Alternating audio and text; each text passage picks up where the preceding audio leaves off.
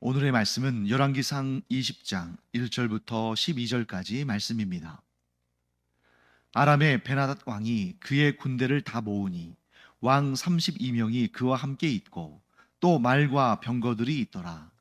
이에 올라가서 사마리아를 에워싸고 그곳을 치며 사자들을 성 안에 있는 이스라엘의 아합 왕에게 보내 이르기를, 베나닷이 그에게 이르되 내 은금은 내 것이요 내 아내들과 내 자녀들의 아름다운 자도 내 것이니라 하매, 이스라엘의 왕이 대답하여 말하기를, 내 주 왕이여, 왕의 말씀같이 나와 내 것은 다 왕의 것이니이다 하였더니, 사신들이 다시 와서 이르되, 베나닷이 이르노라, 내가 이미 내게 사람을 보내어 말하기를 너는 내 은금과 아내들과 자녀들을 내게 넘기라 하였거니와, 내일 이맘때에 내가 내 신하들을 내게 보내리니 그들이 내 집과 내 신하들의 집을 수색하여 내 눈이 기뻐하는 것을 그들의 손으로 잡아 가져가리라 한지라. 이에 이스라엘 왕이 나라의 장로를 다 불러 이르되, 너희는 이 사람이 악을 도모하고 있는 줄을 자세히 알라. 그가 내 아내들과 내 자녀들과 내 은금을 빼앗으려고 사람을 내게 보냈으나 내가 거절하지 못하였노라. 모든 장로와 백성들이 다 왕께 아뢰되, 왕은 듣지도 말고 허락하지도 마옵소서 한지라. 그러므로 왕이 베나닷의 사신들에게 이르되, 너희는 내 주 왕께 말하기를, 왕이 처음에 보내 종에게 구하신 것은 내가 다 그대로 하려니와 이것은 내가 할 수 없나이다 하라 하니, 사자들이 돌아가서 보고하니라. 그때에 베나닷이 다시 그에게 사람을 보내어 이르되, 사마리아에 부스러진 것이 나를 따르는 백성의 무리의 손에 채우기에 족할 것 같으면 신들이 내게 벌 위에 벌을 내림이 마땅하니라 하매, 이스라엘 왕이 대답하여 이르되, 갑옷 입은 자가 갑옷 벗는 자 같이 자랑하지 못할 것이라 하라 하니라. 그때에 베나닷이 왕들과 장막에서 마시다가 이 말을 듣고 그의 신하들에게 이르되, 너희는 진영을 치라 하매 곧 성읍을 향하여 진영을 치니라. 아합 왕이 하나님 앞에 우상 숭배의 죄를 범하였을 뿐만 아니라 그의 아내 이세벨과 함께 북이스라엘 전체가 우상에 빠져드는 그러한 악한 일을 하게끔 아합과 이세벨이 분위기를 만들어 간 거죠. 그렇기 때문에 하나님께서 그 죄에 대한 책망과 징계로 이 전쟁을 하나님께서 일으키게 하신 것입니다. 자, 오늘 본문에 아람의 왕 이름이 뭡니까? 베나닷이죠. 그러면 이 베나닷이라는 이름을 이 아람의 왕, 이 사람의 고정된 이름으로 알게 되면 우리가 혼동할 수가 있습니다. 왜냐하면 베나닷이라는 이름은 구약 성경에 3번 등장해요. 이 열왕기상에 3번 등장하는데, 첫 번째는 언제 등장하냐면, 여러분 그 아사왕 우리 배웠죠? 남유다의 아사왕이 있었는데, 남유다의 아사왕 때에 북이스라엘의 왕은 바아사였습니다. 기억하기가 쉽죠? 아사, 바아사. 아사는 상대적으로 하나님께 칭찬받은 왕이고, 물론 그 인생의 후반부에 가서 하나님의 책망을 받았습니다만, 바아사는 악한 왕입니다. 근데 왜 아사 왕이 하나님께 책망을 받게 되냐면, 아사가 남유다 왕국에 있는 우상들을 다 몰아냈잖아요. 그건 칭찬을 받았는데, 어떤 일을 계기로 하나님께 책망을 받냐면, 이제 그 당시에 북이스라엘의 바아사 왕이 남유다 왕국을 침략하려고 합니다. 그랬더니 아사 왕이 어떻게 합니까? 하나님을 의지해서 그 위기를 넘기는 것이 아니라 이 왕궁에 있는, 또 성전에 있는 그 온갖 금은 폐물들을 모아가지고 그것을 신하에게 주어서 아람 왕 베나닷에게 뇌물로 줘요. 그랬더니 그 베나닷이 북이스라엘 바하사와의 그 약조를 깨고, 그 조약을 깨고 북이스라엘을 공격해 주죠. 그래서 남유다의 아사 왕이 위기로부터 벗어나는, 그러니까 이게 세상적인, 외교적인, 군사적인 그런 작전으로 보면 굉장히 지혜로운 일 아닙니까? 돈을 얼마 써서 나라를 위기로부터 건졌으니까 굉장히 지혜로운 방식이죠. 하지만 하나님 보시기에는 악한 것이었습니다. 왜? 하나님을 의지하지 아니하고 하나님의 뜻을 구하지 아니하고 자기의 지혜와 자기의 전략과 자기의 꾀로 그 위기를 극복해 보려고 했던 것이죠. 그때 그 베나닷이 아사 왕 때에 북이스라엘 바하사를 공격한 왕이 베나닷 1세입니다. 그리고 오늘 이 본문에 공격하고자 사신을 보낸 베나닷은 베나닷 2세예요. 이 베나닷 2세 때 북이스라엘과 아람 사이에 세 차례의 전쟁이 있습니다. 그리고 이 베나닷 2세는 나중에 누구에게 죽냐면 하사엘이라는 사람한테 죽임을 당해요. 하사엘이 반란을 일으킵니다. 그러면 여러분, 하사엘이라는 이름은 좀 익숙하지 않습니까? 처음 들어봐요? 하나님께서 엘리야를, 그 이세벨이 엘리야를 죽이겠다고 그러니까 엘리야가 도망쳐서 로뎀나무 아래에 앉아서 이제 나를 죽여주시옵소서 하면서 그렇게 정말 그 낙심해 있는 엘리야를 하나님께서 힘을 불어 넣으시고 그에게 새로운 소명을 주시잖아요. 그때 아람에 가서 하사엘에게 기름을 부어 그를 왕으로 삼아라. 그래서 하사엘은 이 베나닷의 어떻게 보면 정적인 거죠. 그런데 그에게 하나님께서 아람의 왕이 되도록 그를 세우시고 그가 베나닷 2세를 죽이고 아람의 왕이 됩니다. 그리고 베나닷 3세가 또 있어요. 3세는 바로 이 하사엘의 아들입니다. 하사엘이 베나닷 2세를 죽이고 왕에 오른 다음에 자기의 아들도 이름을 베나닷이라고 해요. 3세입니다.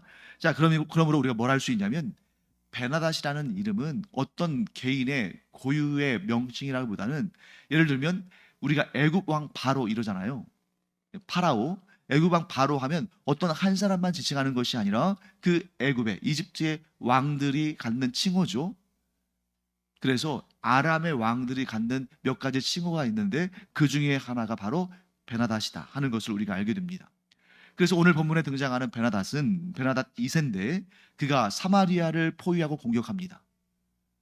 뭐 늘상 있는 일이죠. 강한 나라가 좀 약한 나라를 공격해서 그 나라를 차지하고 그 나라를 뭐 이렇게 자기의 수하에 들이고 하는 것은 역사상 너무너무 많은 너무 뭐 수를 셀 수 없을 정도로 많이 일어난 일이니까 너무 일상적인 일이긴 합니다만, 특별히 이때의 이 공격은 하나님을 배반하고 우상을 섬긴 아합과 이세벨 그리고 이스라엘 백성들을 향한 하나님의 징계이고 심판입니다. 그때 베나닷이 어떻게 하냐면 32명의 동맹국 왕들을 소집해요. 뭘 알 수 있습니까? 이 아람이라는 나라가 그 주변에 있는 나라들 32나라나 되는 이 나라들을 좀 좌지우지할 수 있는, 그들을 이렇게 이끌어갈 수 있는 그런 강한 나라였다는 것을 이 32명의 왕들이라는 표현을 통해서 우리가 알 수 있습니다. 그 당시에 이 서아시아 지역, 이 중동 지역의 패권을 차지하고 있던 나라가 아람이고 그 아람의 왕이 베나닷이다. 이렇게 우리가 정리를 할 수가 있겠죠.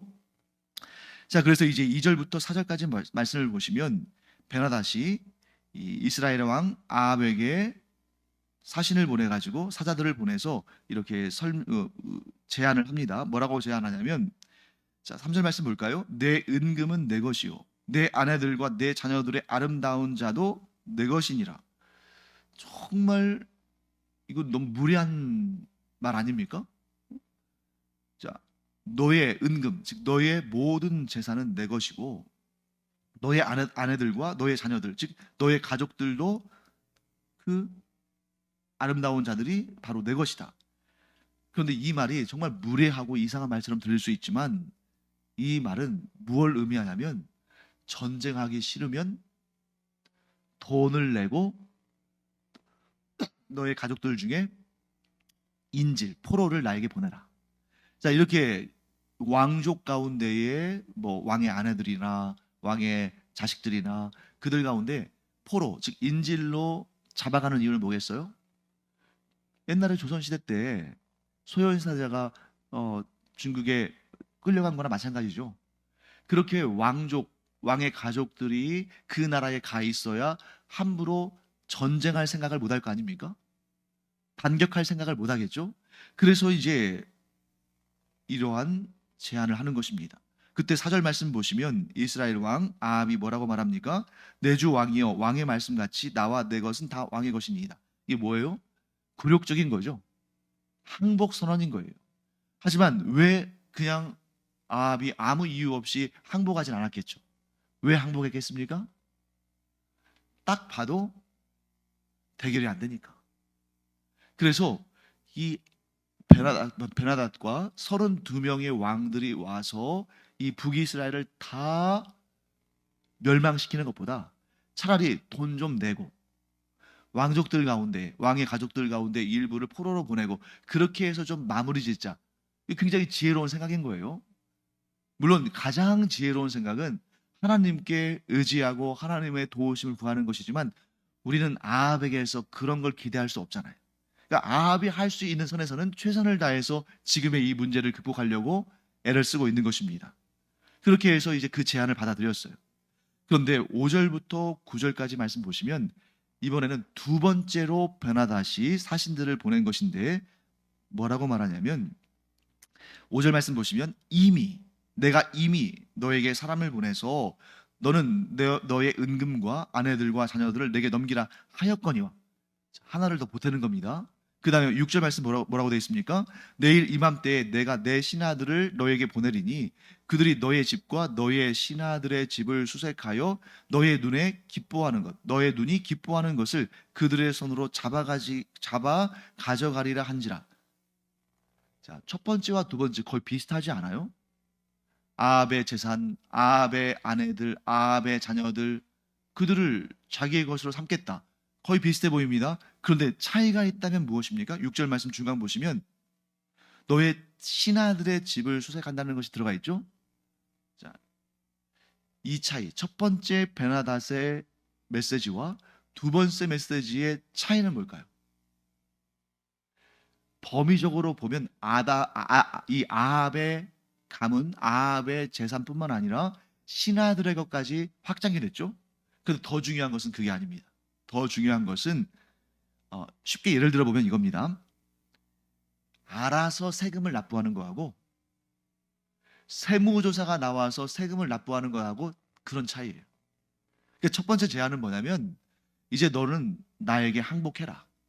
그리고 네가 조공을 바치고 너의 가문 사람들 가운데에 아름다운 자, 꽤 좀 좋은 외모를 비롯해서 능력이나 이렇게 좀 쓸모없는 그런 사람 말고 좀 예를 들면 이런 거죠. 세자를 보내라 막 이런 식으로 그렇게 보내서 항복의 예를 갖춰라 이렇게 말한 거라면 두 번째는 아니 됐다.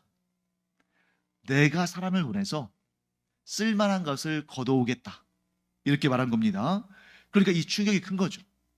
첫 번째 제안이라면 아합이 적당히 자기의 재산 가운데서 적당히 예의를 갖추고 자기의 가족들 가운데서도 이제 왕위를 이어갈 세자나 이런 사람 말고 그냥 또 첩의 자식이나 또 아내도 왕후가 아니라 첩이나 빈이나 이런 사람들을 좀 이렇게 모아가지고 보내면 되잖아요. 그러면 이제 거기 가가지고 다메섹에 가서 베나닷을 섬기면 되는데 자 이제는 뭡니까? 아예 와서 내가 선택하겠다. 이거는 뭐냐면 이스라엘을 통째로 집어삼키겠다는 그런 말이죠. 그러니까 아합이 하나님을 경외하지는 않았지만 그가 상당히 머리가 있었던 상당히 왕으로서 뭔가 이렇게 안목이 있었던 그런 사람인 걸 알 수 있는데 왜 그러냐면 10절부터 12절까지 말씀을 보시면 그 전에 그 7절 말씀 보시면 이에 이스라엘 왕이 나라의 장로를 다 불러 이르되 여기서 나라의 장로는 그 나라의 지도자들이죠. 너희는 이 사람이 악을 도모하고 있는 줄을 자세히 알라. 그가 내 아내들과 내 자녀들과 내 은금을 빼앗으려고 사람을 내게 보냈으나 내가 거절하지 못하였느니라. 자, 이렇게 말한 다음에 8절 말씀 볼까요? 그때에 모든 장로와 백성들이 다 왕께 아뢰되 왕은 듣지도 말고 허락하지도 마옵소서. 7절 말씀에 이 사람이 악을 도모하고 있다. 8절 말씀에 왕은 듣지도 말고 허락하지도 마옵소서. 자, 아합 왕도 그렇고 이스라엘의 장로들과 백성들이 뭘 깨달은 겁니까? 이 베나닷이 처음에는 이렇게 말하더니 두 번째 말을 바꾸는 걸 보니까 그의 야욕은 돈 얼마 받고 포로 몇 명 받고 그치려고 하는 것이 아니라 나라를 통째로 삼키려고 하는 것이니 이제는 우리가 어쩔 수 없이 결사항전해야지 돈이나 인질로 이 사태를 막을 수 있는 수준이 아닙니다 하는 것을 깨달은 것입니다. 그래서 이제 9절 말씀 보시면 베나닷이 이렇게 말하죠. 사신들에게 아합 왕이 베나닷의 사신들에게 이렇게 말하죠. 처음에 요구한 것은 다 그대로 할 수 있습니다.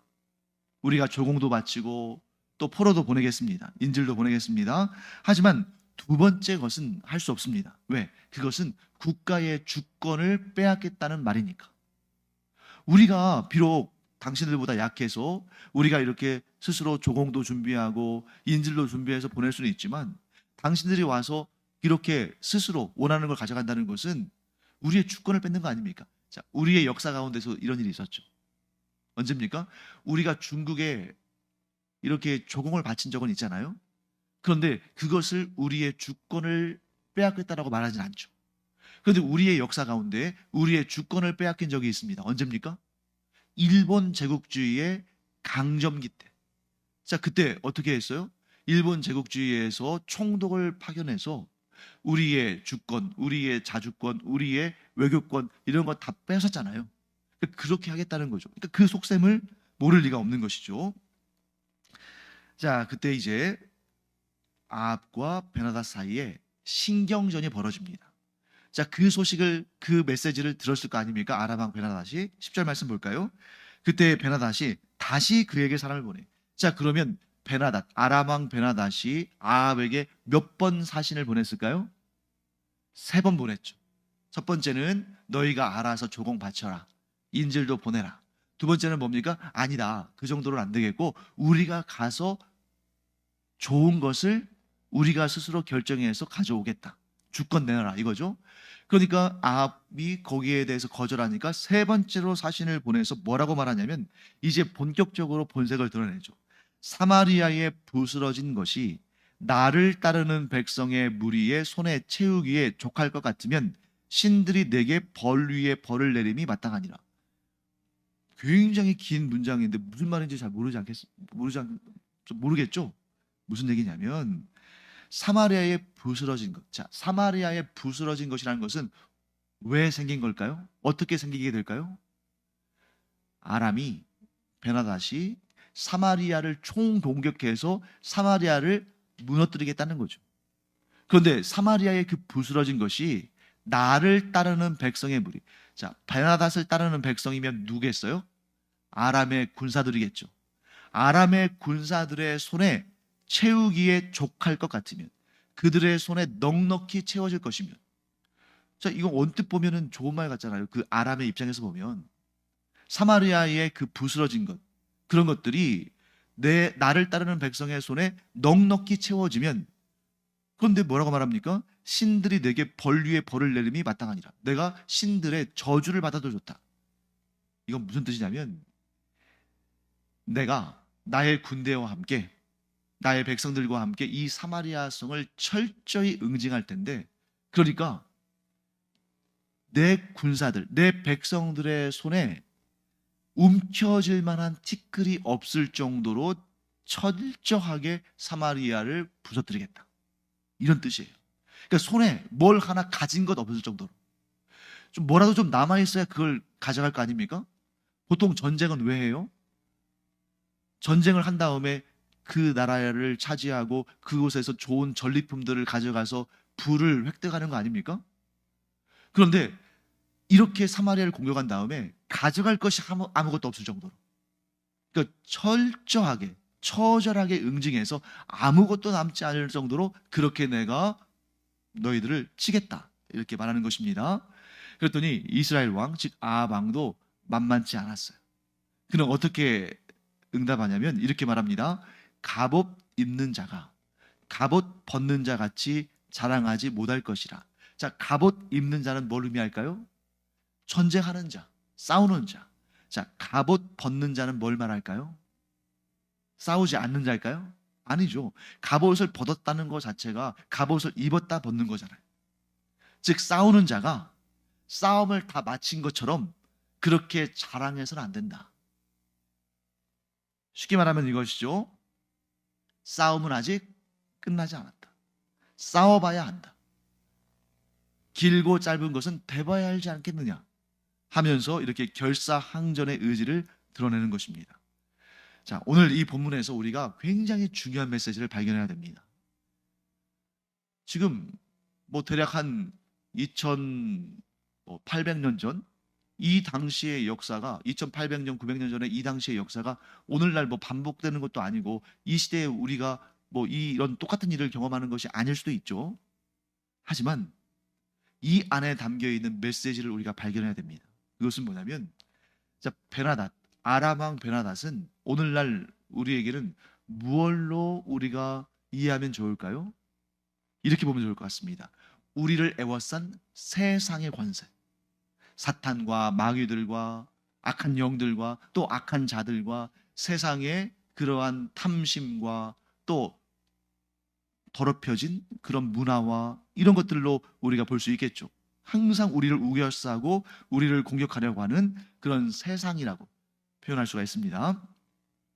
네, 베나닷이 처음에 요구한 그것을 그대로 추진했습니까? 아니면 점점 더 야욕을 드러냈습니까? 점점 더 야욕을 드러냈죠. 그래서 세상은 우리가 무엇인가를 하나를 내주면 그것으로 만족하지 않고 또 하나를 요구합니다.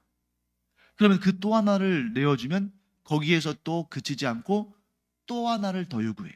그래서 점점 이 베나닷의 작전처럼 점점 더 그 강도를 강하게 하다가 결국에는 우리의 주권을 빼앗는 그런 상태까지 가게 되는 것이죠. 이게 세상의 원리고 세상의 본질입니다.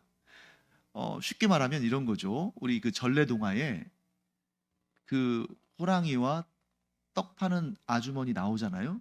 그래서 그 으슥한 그 산 비탈에 서서 떡 하나 주면 안 잡아먹지 이렇게 말하잖아요. 그래서 떡 하나 줬습니다.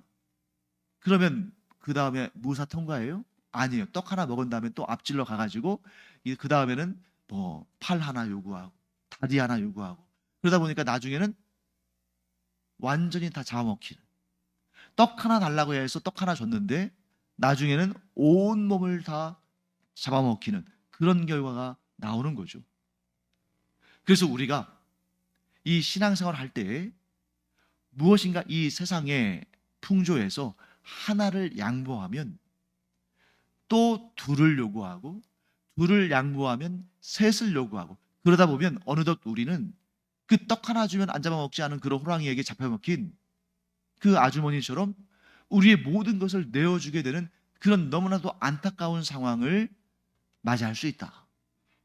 물론 여러분, 이 세상에서 우리가 세상과 막 담을 쌓고 세상과 척을 지고 그래서 세상의 요구에는 전혀 응답하지 않고 세상과 소통하지 않고 실제로 그렇게 살았던 사람들도 있죠. 예를 들면 예수님 당시에 SNF파 같은, 오늘날도 원리주의자, 근본주의자, 기독교 커뮤니티만 딱 구성하고 거기에서 그냥 옛날의 삶의 방식을 그대로 유지하는 그런 집단들도 있습니다.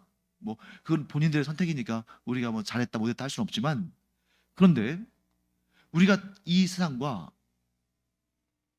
그렇게 척을 지고 살아가면 우리는 우리 신앙을 지킬 수 있을지 모르지만 우리가 맡은 사명, 곧 세상의 빛과 소금이 되어서 복음을 증거하는 그런 사명은 감당하지 못하는 거잖아요.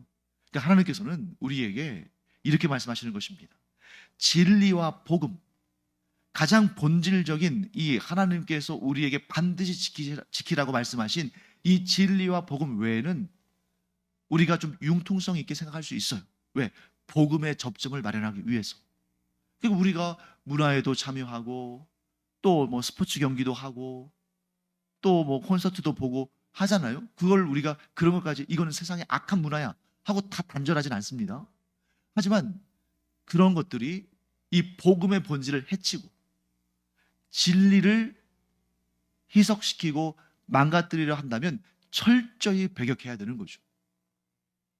그런 것들을 하나씩 이렇게 용납하고 도입하다 보면 어느덧 진리가 변질이 되고 복음이 훼손되는 그런 일이 일어난다는 것입니다. 우리의 자녀를 양육할 때도 마찬가지죠. 진리와 복음의 본질을 해치는 것이 아니라면 이 시대의 문화와 이 시대의 가치관이 어느 정도 우리가 용납이 되고 적용이 되고 받아들여지는 거죠. 우리 아이들을 정말 그런 이상한 별종으로 만들 수는 없잖아요. 하지만 그 문화와 그 사고와 그 세계관을 들여다볼 때에 이것이 복음의 본질과 진리를 훼손하는 거라면 그것을 우리가 아주 엄격하게 구분짓고 가르치고 그들에게 선한 길, 바른 길을 제시해야 되는 것입니다. 이게 기독교 학부모의 역할이고 또 우리 기독교 교회 공동체의 역할인 거죠. 사랑하는 성도 여러분, 그러므로 이게 하나님의 진리냐? 이것이 하나님께서 우리에게 주신 복음의 메시지냐? 아니면 어느 정도 수용할 만한 것이고 우리가 또 받아들일 만한 것인가? 이것을 아는 것이 어려운 일 아니겠습니까? 그래서 하나님의 말씀을 공부하지 않는 그리스도인은 마치 두 낭떠러지 위에 걸쳐놓은 그 외주를 타는 거나 마찬가지인 거예요. 반면에 하나님의 말씀을 계속해서 읽고 배우고 묵상하고 삶에 적용하기 시작하면 그 길은 안전하고 견고하고 형통한 줄 믿습니다. 그래서 항상 우리는 이런 생각을 해야 돼요. 말씀을 읽고 묵상하고 공부하고 따르지 않으면서 세상을 잘 살 거라고 생각하는 것은 큰 오산이다. 아니, 오히려 시험에 빠질 위험이 너무너무 크다. 그럼 나도 모르는 사이에 그 뜨뜻한 냄비 안에서 점점 죽어가는 그런 개구리와 같은 그런 삶을 살 수 있다. 우리가 항상 하나님의 말씀 가운데 깨어있고 또 깨어 기도하면서 이 시대에 우리의 진리와 복음을 훼손하는 그런 문화에 물들지 않는, 타협하지 않는, 잠식당하지 않는 그런 우리가 되기를 간절히 축원합니다. 그리고 우리 당대뿐만 아니라 우리 후손들에 이르기까지도 그와 같이 진리와 복음을 타협의 대상으로 삼지 않는, 목숨을 다해 지켜내는 그런 우리의 자녀들이 되도록 우리가 늘 기도하고 또 양육하기를 간절히 축원합니다. 기도하겠습니다. 하나님, 세상은 본질적으로 우리가 신앙으로부터 떠나고 하나님을 버리기를 원하게 까닭에 작은 것들로부터 우리를 유혹해서 결국에는 진리와 복음을 훼손하게 만드는 그러한 세상의 모습, 지금도 저희가 보고 있습니다. 하나님, 저희가 진리와 복음을 굳게 지켜내도록 성령께서 저희의 생각을 주관하시며 또한 저희가 항상 하나님 말씀에 집중하고 그 말씀이 우리의 발 앞에 등불이 되게 함으로 말미암아 이 거친 세상 가운데서도 영원한 생명의 구원을 지켜내는 저희와 저희의 모든 후손들 되게 하여 주시옵소서. 감사드리며 예수님의 이름으로 축복하며 기도합니다. 아멘.